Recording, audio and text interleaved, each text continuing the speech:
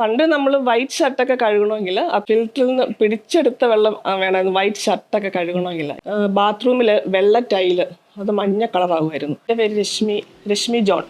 ഞങ്ങൾ ചങ്ങനാശ്ശേരിയിലാണ്.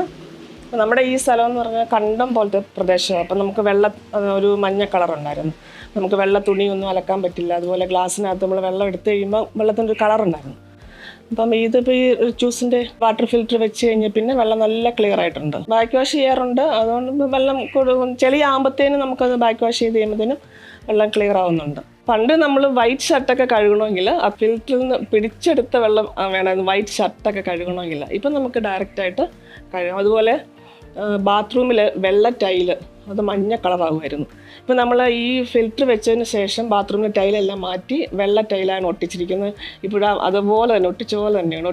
മറ്റേ നമുക്ക് വെള്ളം ഒഴുകി പോകുന്ന വഴി കൂടെ ഇങ്ങനെ മഞ്ഞ കളറിൽ കാണാമായിരുന്നു. അപ്പോൾ അതെല്ലാം നല്ല ക്ലിയറായി.